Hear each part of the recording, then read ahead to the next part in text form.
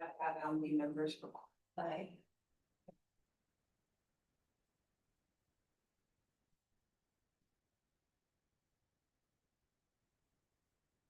We have 4.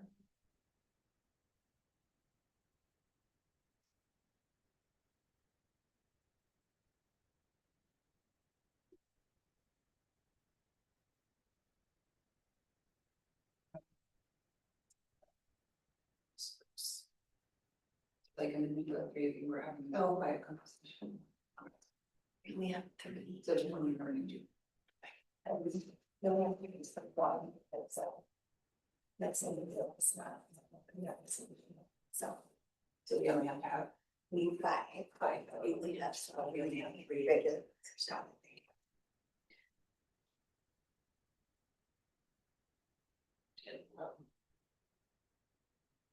So for everyone online that's not in the room, we don't yet have a quorum of the TAC, so we'll give it a few more minutes. We are expecting quorum, so we'll just need to start maybe a couple minutes late. Well, hi, Fred.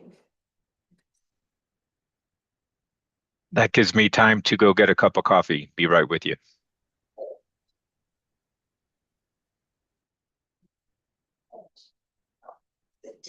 Yeah. It's 3:30. Just keep in mind, probably when you come in, the others could have, that's what. Yeah. Right. Don't admit that person. This gives me a nice meeting. It's attached to Sam's login again. It's a new one now. He participated in a meeting where PI was involved as note taking, and then it just attaches to everyone's file automatically if you accept all those. Yes, it needs to be revoked. Right now, Mountain Line does not allow AI note taking, because we don't have a policy on it, so just FYI for everyone, but if you go to meetings where someone's doing that, you accept the minutes, it attaches to your profile. That's great. It's Tuesday. It's been interesting, we've fought a couple of them now.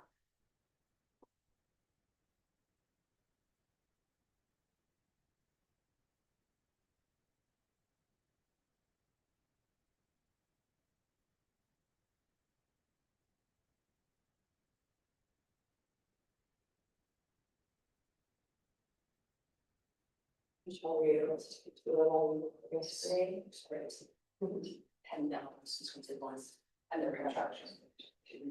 Still. Yeah, it was a good morning. It wasn't great to bring. Yeah. And I would encourage you, if you haven't been by in the evening hours, that's when that art really pops out of the glass.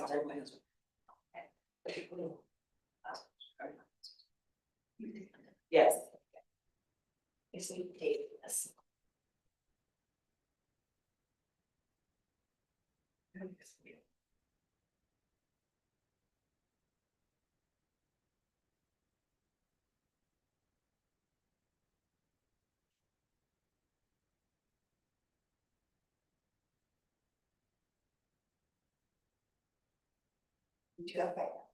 Okay, that is online. So once, do we need to wait for Dave to be joined? No. I mean, we're good. Okay. So like, just all we now have Martin, if you'd like to start the meeting or. Good morning, everybody. I'd like to call to order first Mountain Line TAC meeting in the new building. Today, August 7th at 10:03 a.m. Can we have a roll call? Yeah.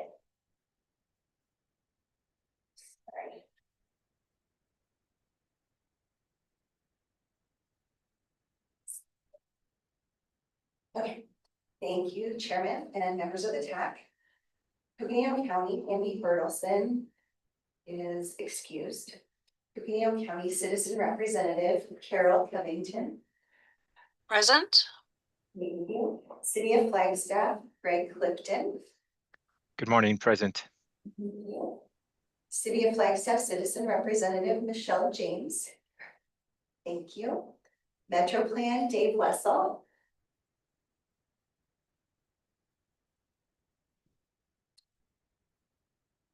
My apologies, present.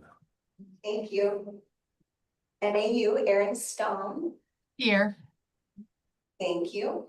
NAU, ASNAU's president, NAU student, Isha Saida, hopefully I pronounced that correctly. Pronounced it perfect. Present. Thank you. CCC Kurt Stoll, Present. thank you. And our economic development representative, citizen representative Gail Jackson is excused. We have members of staff here in the room and online, and our attorney, Cameron Stanley, is on Zoom. Cameron, are you there? Good morning, I'm here. Great, thank you. Turn it back to you. Thank you. First item is the safety minute. Angel. Thank you, Mr. Chair.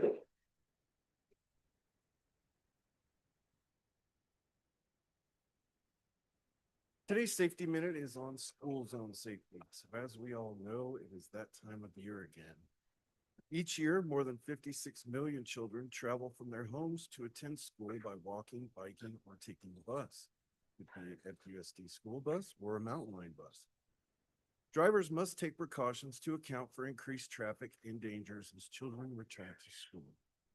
Roads will become congested during peak times, and school zones have become one of the leading causes of injuries and deaths for school-aged children.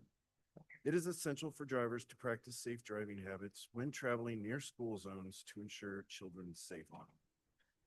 Here are some of these safe habits. Be on the lookout for school zones, especially if you are unfamiliar with the area.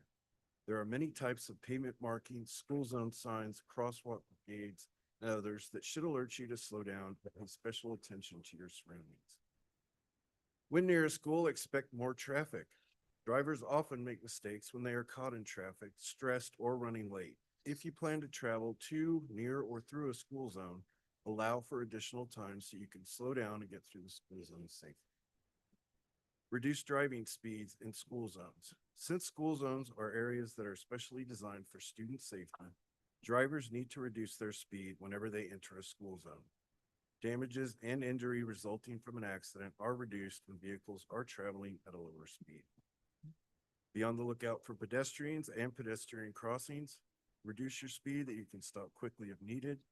It is an excellent practice to anticipate pedestrians stepping into the roadway at any time from any direction. Stop for school buses. It is illegal and very unsafe to pass a school bus that has stopped and its stop sign extended.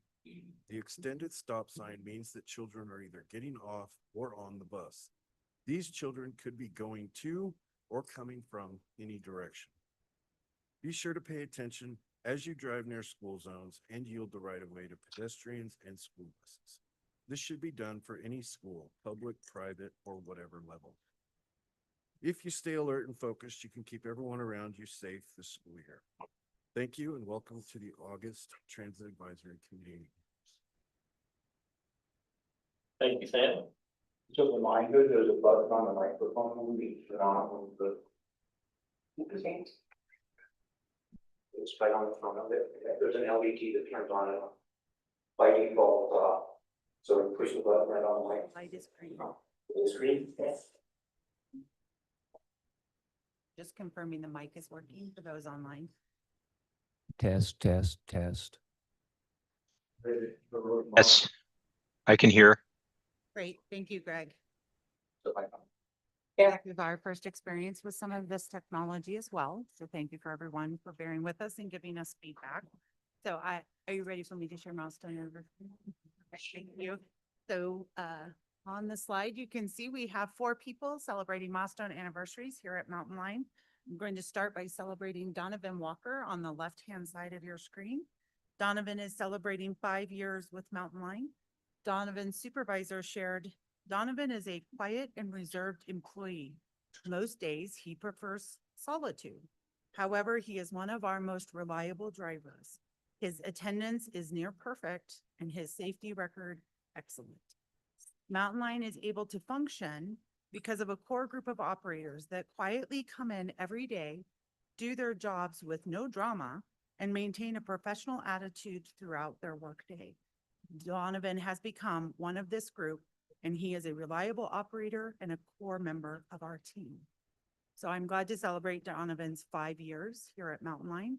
I believe Donovan actually started out with our fleet team doing bus cleaning and detailing of our vehicles. So we're very glad to celebrate his success in his role today. The other 3 individuals on the screen, Joel, Nicole, and Monica, are all celebrating their first anniversary at Mountain Line, and they are all part of our transit operator. And that concludes my milestone anniversary report. Thank you. Next item is the call to the public, and being nobody in the room or online, there is nobody to speak today. Next item is to approve the TAC minutes for June of 2025. Do we have any comments, corrections, or input on the minutes from June?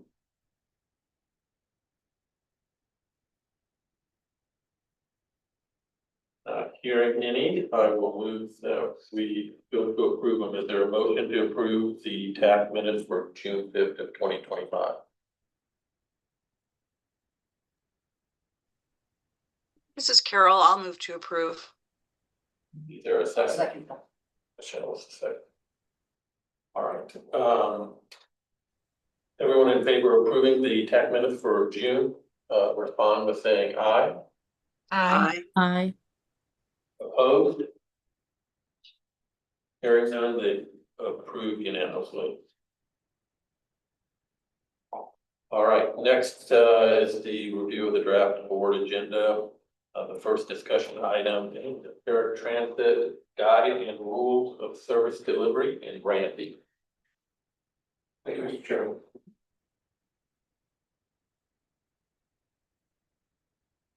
I'm gonna stand back because I'm probably gonna be really loud if I talk directly into it. Is that better? Can you hear me online? Yes, I can hear you. Thank you. Yes, and it is a little bit faint. I know you're trying to dial in the room. I don't know how it is for the others online, but on my end, a little more volume would be appreciated. Thank you. Thank you very much. I'll see I if echo can- that. This is Carol. I'll see if I can speak up a little bit. Maybe that will help. So, staff recommends the board of directors conduct public hearing and close the public comment period that was opened on June 18th, 2025 for proposed changes to the Mountain Line Transit paratransit guide and rules of service delivery. We mailed out 417 surveys to paratransit eligible customers. We continue to receive those back on a daily basis. It's an ongoing process. So the service changes that we are proposing are the change in the pickup window from 15 minutes before and 15 minutes after the scheduled pickup time to the scheduled pickup time plus 30 minutes. Reservations going from a 14-day reservation window prior to the travel date to a 7-day reservation window. And the third one is the no-show letters, changing verbiage on the no-show letters to include an and or instead of an or, so that when people meet the 20% threshold, we're able to address issues that are affecting our service levels. We have, as we continue to receive the surveys back, we are reviewing them and entering them into a spreadsheet so that we can track what percentages we're receiving for each concern. For those that are receiving those surveys we're receiving back that say there would be a major impact or they would no longer be able to utilize our service because of the changes, staff is reaching out to them and providing more information to see if they can provide a few more details that were included in the letter so that they're able to make a more what's the word I'm looking for? A more informed decision. So that's a continuing process. We will have that all the letters up to date, or all the notices up to date by the time the board convenes. Currently, I've provided some information on the form of the, if you could go to the next slide. That's it. Oh, I've got, okay. Sorry, let me take a moment. So here are the surveys that we have of are the results of our surveys that we've received through the end of this week or the beginning of this week. Again, those that have identified there would be a major impact to their service, staff is reaching out to them. Not all of them have provided their contact information, so we won't be able to reach out to every one of them. But those that we can reach out to, we are providing more information to the service changes. Overwhelmingly, it looks to be as most of the changes will have little or no impact or will improve ridership for our clients that are currently on our eligibility list. The eligibility list that the letters we sent out for the eligibility list includes those members of our service that utilize our taxi cab. So they may or may not use our paratransit service, but they are able to use our taxi cab service. So due to regulations, we did send out notices to them as well. We have received some surveys back from them stating that they don't use the paratransit service currently, but they've provided information as to how these changes would affect them if and when they do. So we are getting a lot of information. We did provide an electronic means for clients to reply. To date, we've only received one response by the electronic means. Everything else has been coming back in through mail. So we mailed out a piece of mail that included the letter, the survey, a return envelope that was postmarked so that the clients could return them to us without any fiscal impact on them. Currently at this time, like I say, we're still compiling information and we'll be updating this daily as we go forward. So when the board convenes, we will be able to provide them with the most recent up-to-date final number for the survey. Currently, I don't have the exact number. I'm sorry. I meant to grab that this morning of the number of surveys that have been returned. But the statistics here show as far as the proposed change to the pickup window going to the 0+30, 17.65% say it would improve their service, 52.94% say it would have little impact, and 29.41% say it would have a major impact. Of those people that we've received in that category, we only have 2 respondents that provided their name that we're able to contact, and we are trying to contact them. What effect will the changes have in advanced reservations? Again, 23.53% believe it will improve their service. 64.71% say it will have little or no impact, and 11.76% say it will have a major impact. And then will the effect to the change no-show late cancellation policy have an ability on your, what effect will it have on your ability to use paratransit? 23.53% say it will improve, 64.71% say it will have little impact, and 11.76% say that it will have major impact. So currently to date, we have not received anybody that says any of these changes we're proposing would affect their ability to use the service at all. Again, we continue to reach out to those that have added that this would have a major impact on them. So we will provide more information as the board convenes. That concludes my report unless there's any questions. Do you have any questions for Amy? Yes, this is Carol. I guess it's not really a question, but an observation that for future consideration. It appears as though your survey was designed with impact implying a negative impact. And it might be clearer in the future to consider words that made sure that because you might have an impact and say, this was a major impact. Wow, this is great. As opposed to, this is a deterrent to my continued use of the service. Just a thought as you move forward. Thank you for that. And in the survey, the question that's on the screen was included in the survey. And for each one of the 4 categories below that, it said it will either have a negative or a positive effect, or it will have a major effect as opposed to they would not be able to use the service, or it would improve their service. So there was a further explanation of that. Yes. Okay. Yes, for each criteria. Thank you. Thank you. Thank you, Carol. Any other questions or comments? Thank you very much. Hearing none, thank you. Next item is the impact of change to driver wage, and Sam is going to report on it.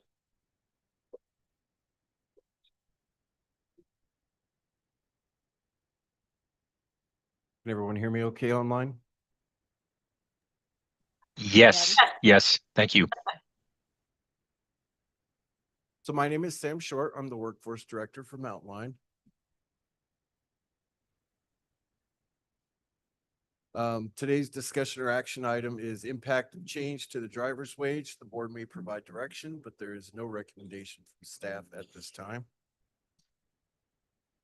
In June 26th of 2024, the board adopted a $5 per hour increase to the transit operator and operations supervisor's hourly wage. This change took effect on July 1st, 2024. So the purpose of my presentation today is to show what the impact of that $5 an hour increase was.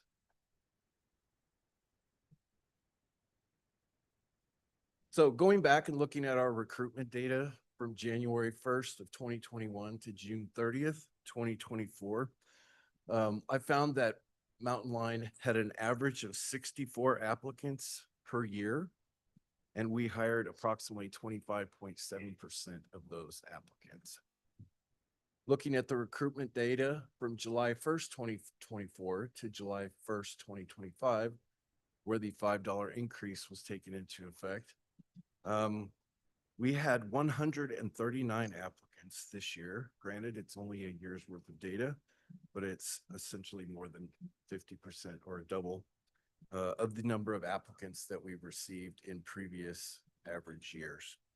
We also hired 40% of those 139 applicants.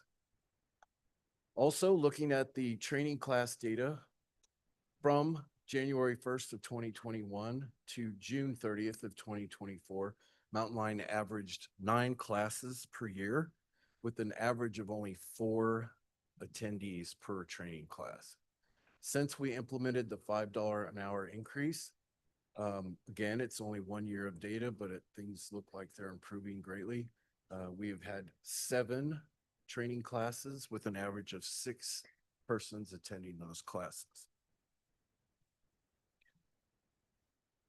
And since May 12th and as of Monday, August 11th, which is this upcoming Monday, we will have hired 25 applicants in those 2.5 months, just for mostly transit operator, but we've also had a couple of operations supervisor applicants in there as well.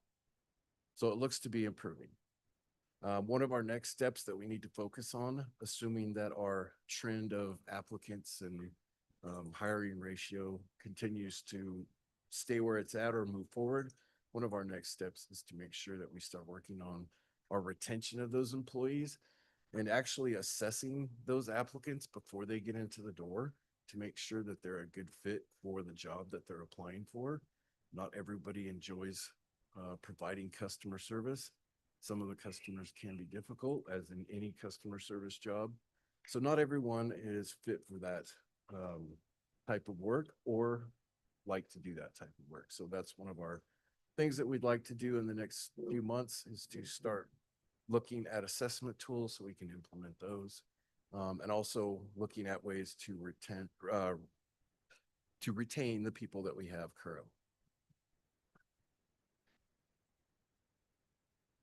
So the board may provide direction, but there is no recommendation from staff at this time. Are there any questions? Chair Stahl, members of the Transit Advisory Committee, I just wanted to tag on to Sam's report that the American Public Transit Association, one of our national transit associations, has petitioned and received a waiver from the federal motor carrier who sets the standards for commercial driver's license to remove the under the hood testing element. This is a big point of success for us.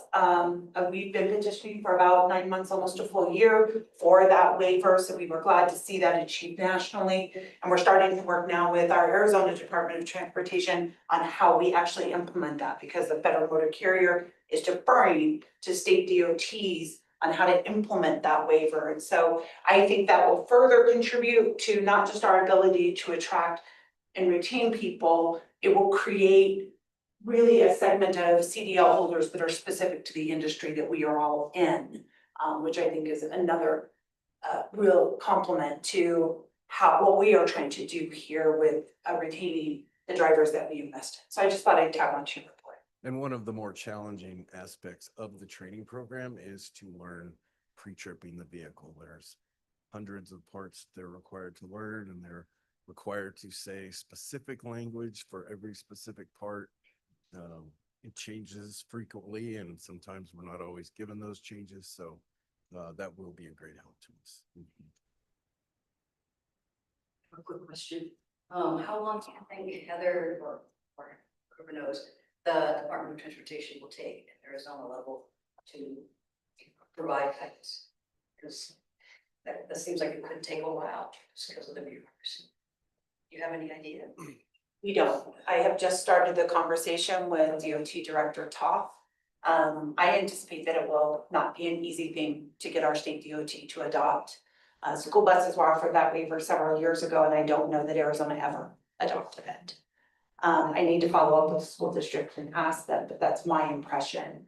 And I think it was a state challenge, not a local challenge, but I started at the top. I went directly to the director and said, congratulations, look what we can do. And I'm hoping to get the right staff members to be talking to. I know she's not the right person, but we acted pretty quickly. I think it was announced on July 17th and I emailed her on July 18th. So we will provide you updates as we continue to pursue that, but the federal motor carrier recognizing this need was a big success for transit. They have been pretty responsive lately in adopting other changes that other states have made. For example, CDL medical physicals.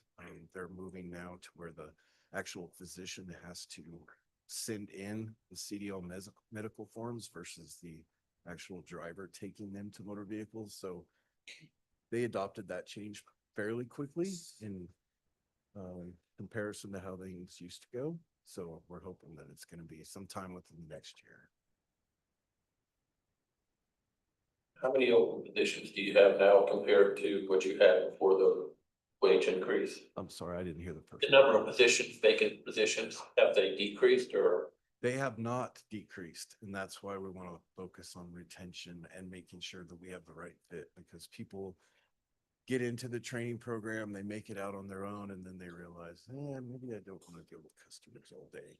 Driving the bus, we've always been told from everybody, the feedback before anybody parts an outline is that driving the bus is the fun part of the job, but dealing with the customers is the difficult part of their job. So that's why we want to start assessing the applicants from the beginning, and hopefully we'll get people in primarily that are a better fit versus just anybody coming in that thinks they want to try out the job.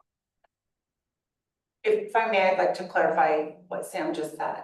So when we were authorized to do the $5 an hour pay increase, we were running at such a deficit in positions that we had reduced service in place. We are 8 months of full service with our operators, and we are still contributing a large amount to overtime to get the job done. But I would argue that our vacancy has changed. It just hasn't gotten to a place where it's higher the point we want it at. I also think summer and Flagstaff is a natural attrition period. It is when we see a loss of employees across the board because families decide to move when school is out. That's the time to change communities. And so if you look at our anniversary list, you'll see that we have high anniversaries in July and August. And that's that attrition that we have always experienced in the summer.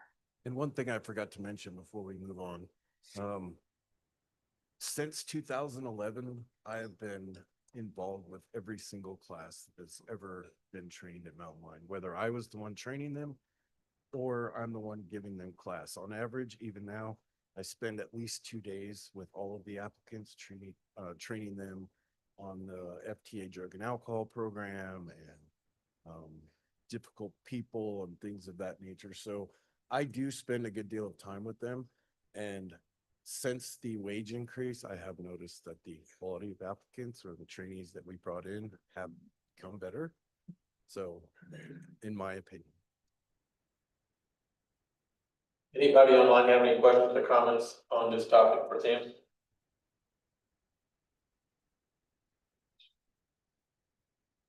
Thank you, Sam. On that one, you up on the next one, so Andy report. So the next discussion or action item is the annual safety report. The board may provide direction, but there is no recommendation from staff at this time. Again, my name is Samuel Short and I'm the workforce director for Mountain Line.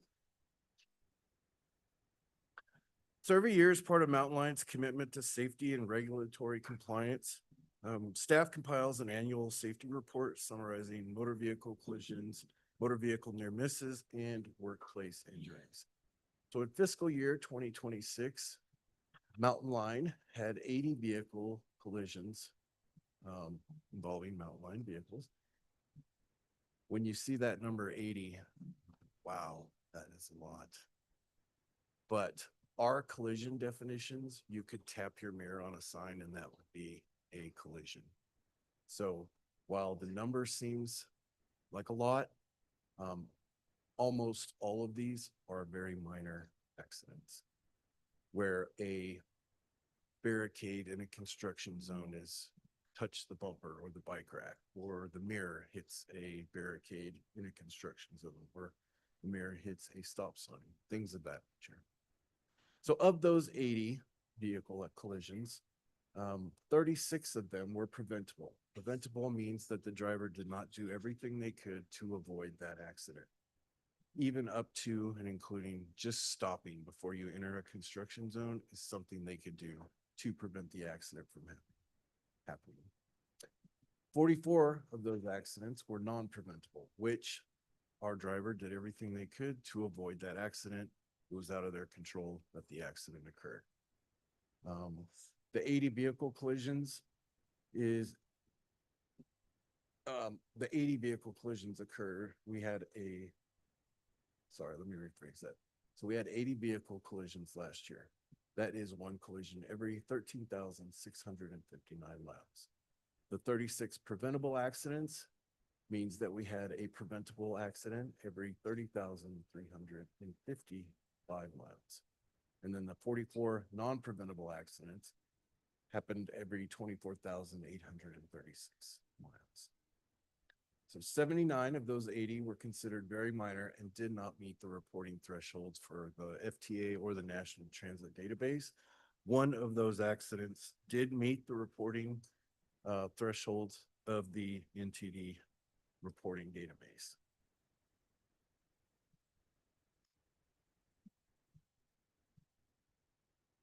So Mountain Line near misses. A near miss is an occurrence where the operator of the vehicle avoids having a collision by taking a defensive action. Somebody runs a red light or a yellow light. They have to slam on the brakes to avoid being hit by that vehicle. That is a near miss. Last year, in fiscal year 2026, we had 9 near misses. A workplace injury is an illness or injury sustained by a worker that is directly related to their job. Last year, we did have 9 workplace injuries and all were minor and did not result in significant loss of time at work.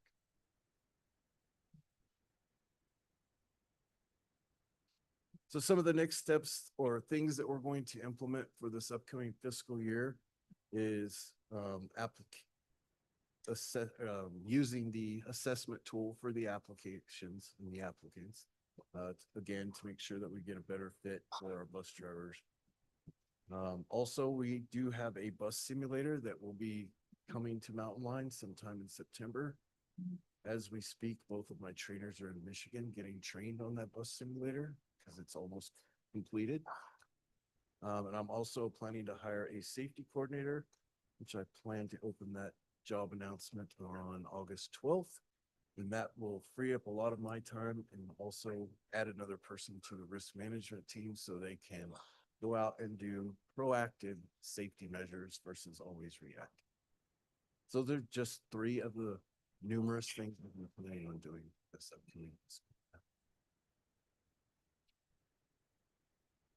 Are there any questions? Any questions for Sam?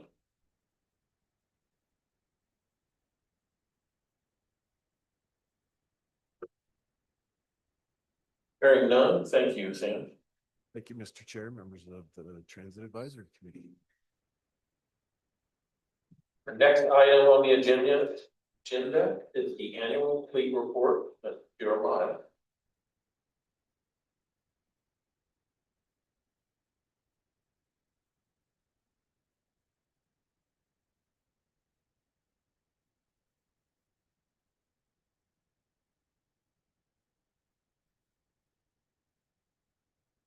Good morning, all members of TAC, Chair. I'm here to talk about our annual fleet report. Pretty straightforward as is. I need to stand from the mic for the people online. Sorry about that. We'll just get right into it. So as of last year, we've got fully staffed. We were short one mechanic for partial of the year. And our partial is majority. We just got them hired in February. And then we managed to slides.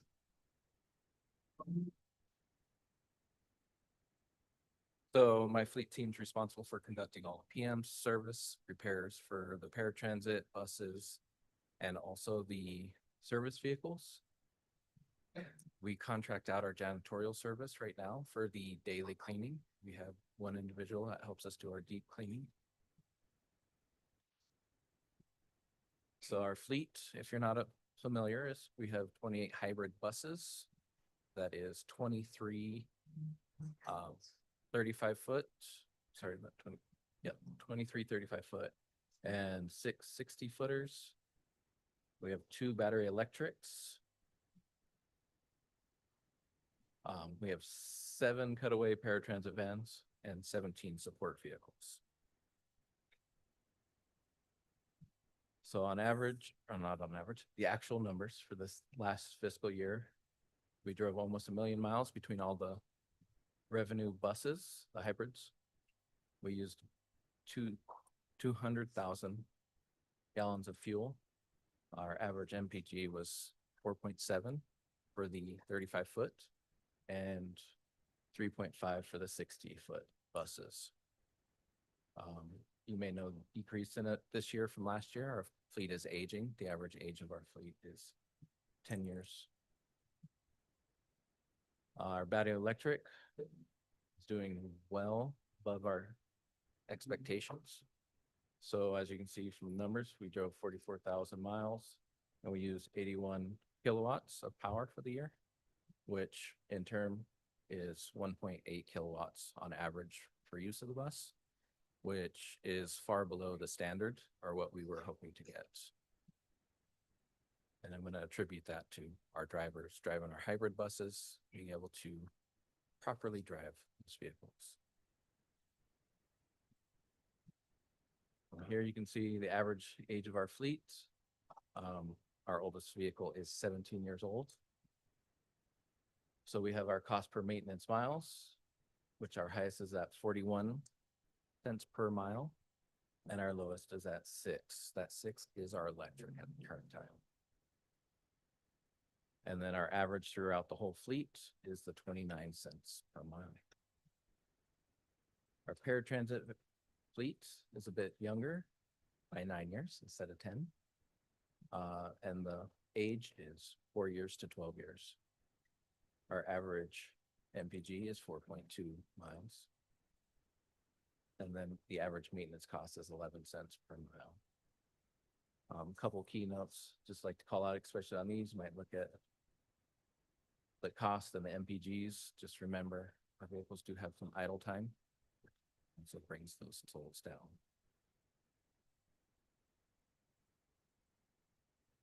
That's what our annual fleet report. Anybody has any questions? Any questions or comments?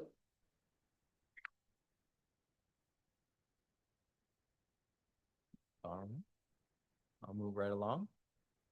I'm still up here. So next I'm here to talk to you about our annual bus stop rehab. So this is a program we do every year. So the budget for this last year and this current year is $165,000. Last year we spent 115,000.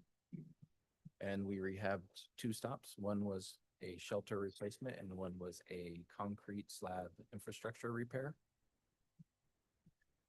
Although 66 in Reardon was the infrastructure and the Milton and University target was the shelter. Got a photo of here of us getting the new shelter installed by Southwest Fab, our contractor.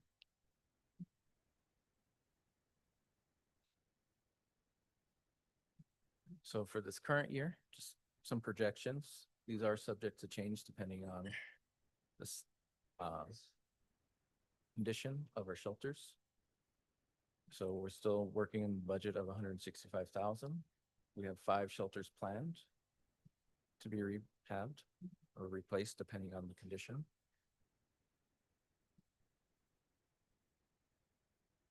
So we have Cedar and Gemini inbound and outbound. Huntington inbound, Milton and Butler, and 6th Ave and West inbound. Can you define inbound and outbound, please? Inbound and outbound is going to be coming towards, inbound is coming towards the downtown connection center, and outbound is going to be going away. So in most cases it's east-west, but we do have a couple routes that do north-south, so I stick with the inbound, outbound terms.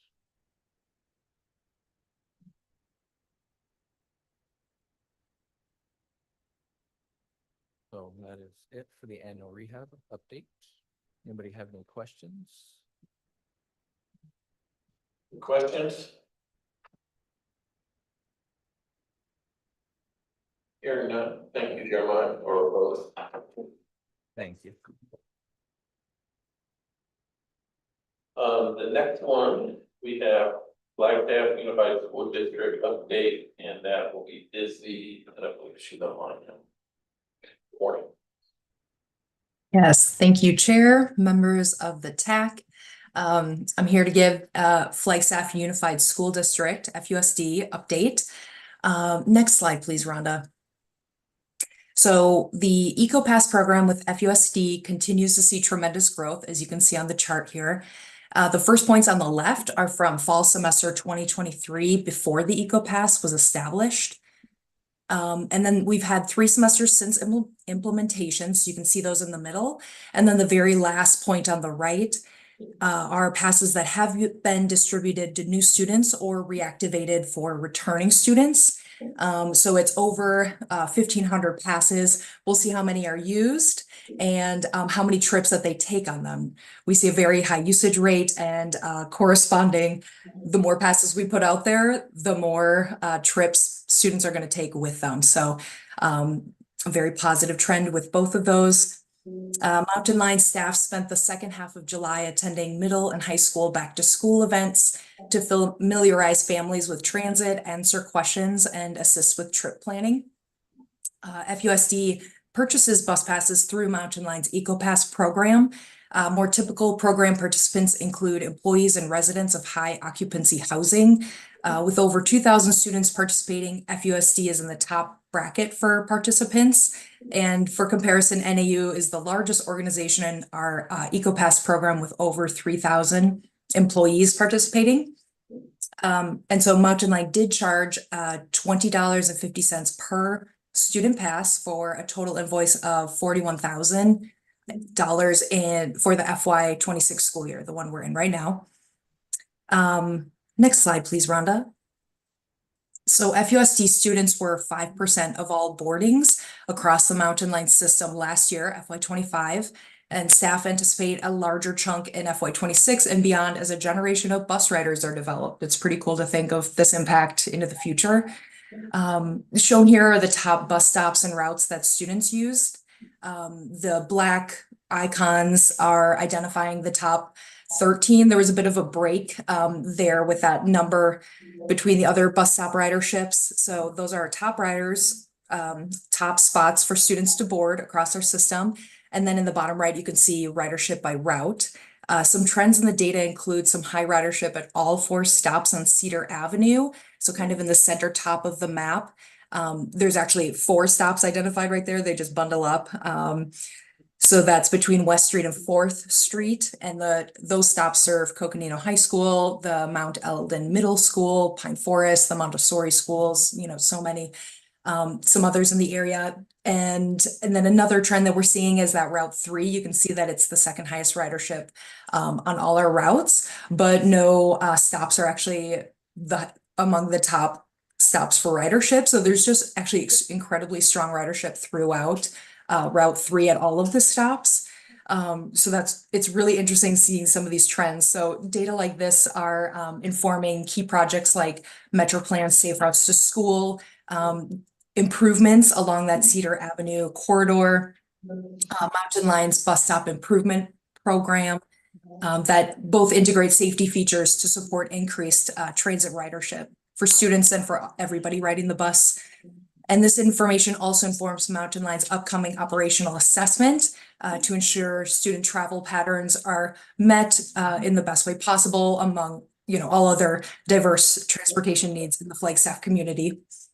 The FUSD EcoPasses will continue to be distributed and remain active through June 30th of 2026. So students can continue to ride all year round. And staff will bring another FUSD update in the new year. And I'd be happy to answer any questions you may have. Do you have any questions or comments for Liz?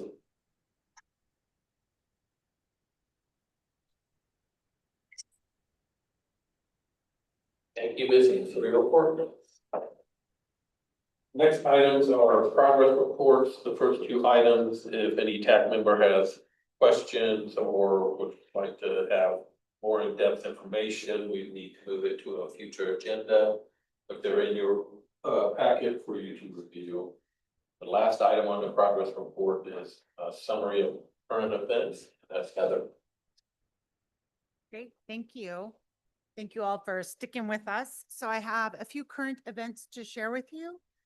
We're going to start with the remainder of our August anniversaries. So these are anniversaries that we are celebrating with our staff that are not necessarily defined as milestone, although it's arguable to say someone who's been here for 8 or 14 years is celebrating a significant anniversary. Ryan Curley is celebrating his second year as a transit operator. I noticed on the screen it says full-time, but Ryan actually works for us part-time because he has a full-time job operating as in a true CDL position, not as a transit operator, but he is very helpful to us during holiday seasons and weekends. Russell Beck is celebrating 8 years as a transit operator. Jeremiah McVicker, who just presented, celebrating 8 years with Mountain Line and now as our maintenance superintendent for the last couple of those 8 years. Jeremiah started out as a driver for us as well. Greg Lyons, Mechanic 3, celebrating his 14th anniversary with us, key part of our maintenance team and how we've developed our maintenance programs in our fleet side. Jackie Ramirez celebrating her 2nd anniversary. Jackie is regularly found in our paratransit vehicles as well as our fixed route vehicles. Andrea Petrucci is our document control specialist and all around helper on anything that we can think of to throw her way. She works part-time for us and is really terrific at keeping us organized and helping fill in all those special things that come up that you don't actually hire a staff member for. She's really adaptable at picking those up and running with them. Marco Garcia is celebrating 3 years, just recently promoted to transportation supervisor lead. So he's one of the leads on that team. And then Wallace Dane celebrating 4 years as a transit operator here at Mountain Line. All of these individuals are great contributors to how we get the work done. I want to take a moment to recognize Heather Higgins. I don't know if all of you know Heather, but Heather works behind the scenes handling all contracts and procurements, and we couldn't be successful with those requirements without her. She recently sat for the Institute of Public Procurement's Certified Procurement Professional test and passed. So Heather is celebrating her certification and we are just so happy for her. It was a significant amount of work, took long hours of study, and she balanced that with her work, and her dedication certainly paid off. So congratulations Heather on that certification. I wanted to provide just a quick reminder about the service improvements that went into place only in July, late July, so not even quite 2 weeks ago. But most importantly, these are the comments that we're getting back as shown here on the screen. Just a writer who is so grateful for the changes that we've made. And another compliment from a writer on the changes that we've made. We are still working out some tweaks on some of the changes we've made. It is the first week of back to school, and at least Route 2 is hitting some bottlenecks up on Cedar Avenue on Gemini Road. So we're going to closely watch what's going on in that area. We're hoping as more parents stop feeling the need to drive students to school that we'll see an easing of the traffic at school start and end times along that roadway. But overall, just continue to get really positive feedback from the community on those service improvements. And I can't wait to give you some data. Wanted to share with you a quick glimpse of our ridership. As you can see, we ended the year, fiscal year 2025 at 1.8 million riders. That's 170,000 more riders than last fiscal year. This is our microtransit program. This serves the industrial corridor where we have a lot of human service agencies. You can see the demand change and the growth of that program over the last 7 months of the fiscal year. And I'm happy to report that as of July 27th, we actually expanded the service hours of this program. So this program had limited service hours.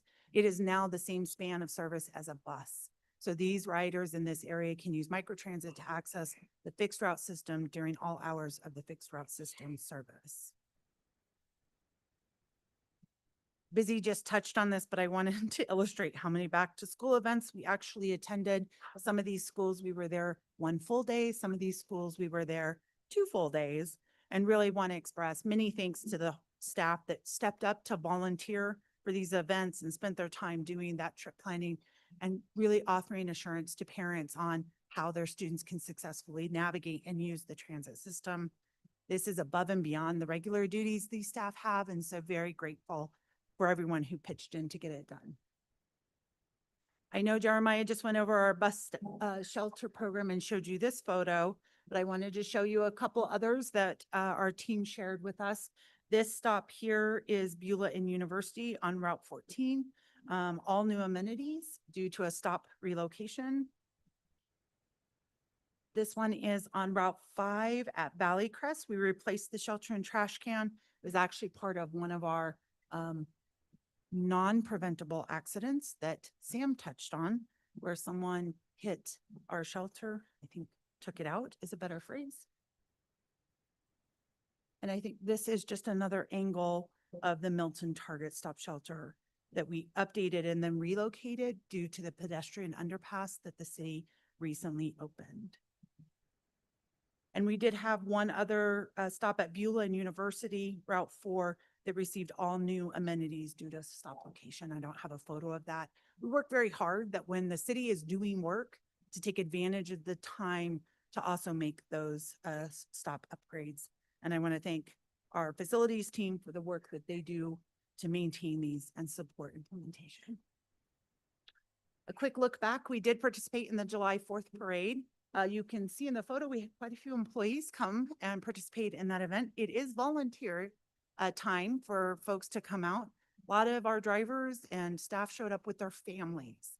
We even have some City of Flagstaff folks in this photo. It's always great fun for us as staff to get out in the community and hear that response of how much people like Mountain Line, support Mountain Line. Sam touched on the impact of the driver wage change, and I wanted to share this compliment from our training team actually to our last group of trainees, and really wanted to share with you that for the first time in I don't remember how long, we graduated 100% of the trainees in our last training class. Our normal loss through the training class is about 30 to 40%. Because they've come into a job that they realize is not really the job they want during the training period. So we actually in the last class added 9 new staff to our operations team. And we have another class starting next week. And the last number I heard was somewhere in the 13 people range. So the wage change that the board offered it is making a difference. And as Sam said, we're seeing a better quality, which means our retention is likely to go up. Recently, Jackie and Mountain Lion were recognized for our Prop 488 campaign. I happened to be at the event where the award was, so I did accept it on behalf of Jackie. The campaign, the education campaign, the outreach, it was delivering more transit education campaign recognized by the Southwest Transit Association.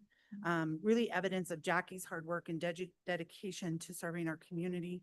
It was awarded at the New Orleans conference late in July, and I congratulate Jackie and our team. We're going to hear that that campaign was given another award, but I'm not allowed to say that out loud yet.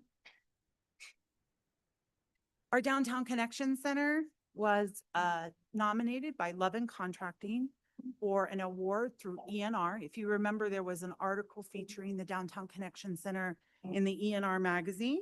That magazine has also recognized the Downtown Connection Center as the Transit Project of the Year for the Southwestern United States.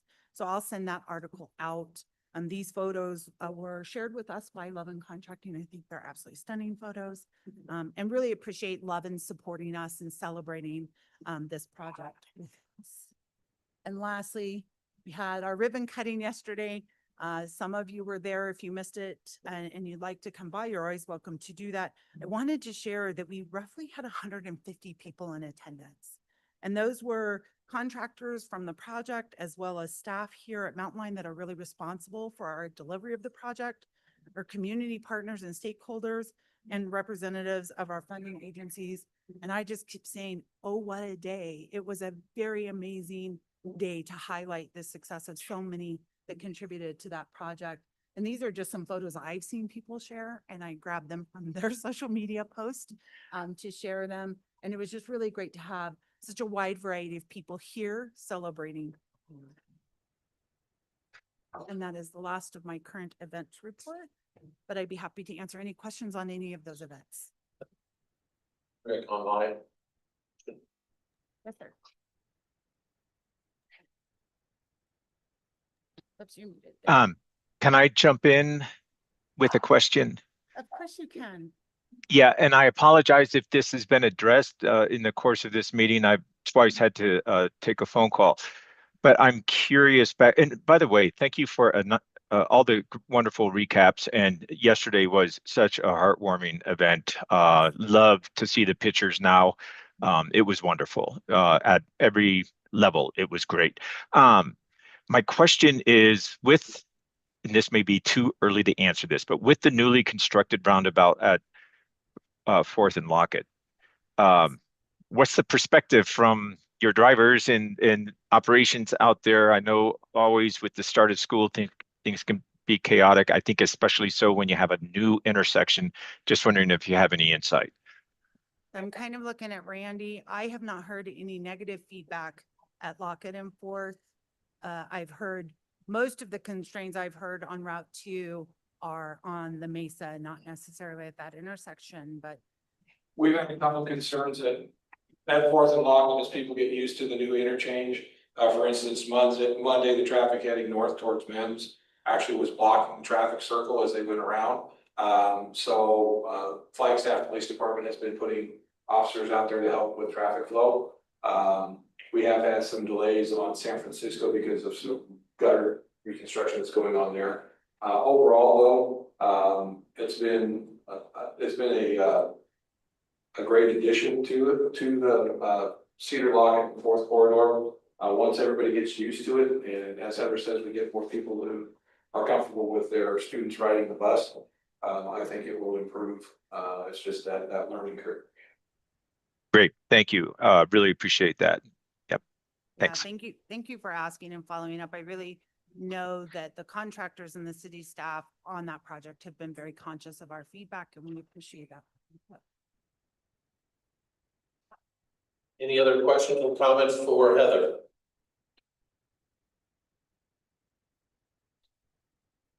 Thank you. The next item on the agenda is the executive session, but that is for the board only. So the TAC committee has, nothing to do with that part of it. And then the next meeting is in September. And if you have any agenda items you'd like to add or things like that, please reach out to line staff, to Rhonda, and we'll make sure that we get those items on the agenda for the future months. Any questions or comments, closing comments from any of the TAC members? This is Carol. I just wanted to echo the gratitude for the event yesterday. It was absolutely wonderful, and I was very impressed with so many different aspects of the building and of the folks who were involved. So thank you so much. Thank you. Thanks for being here. Anybody else? Hearing none, I will call this meeting adjourned. Thank you. Thanks, all. Thank you to everyone online. Thanks for being here. Thank you. Thanks for a great meeting.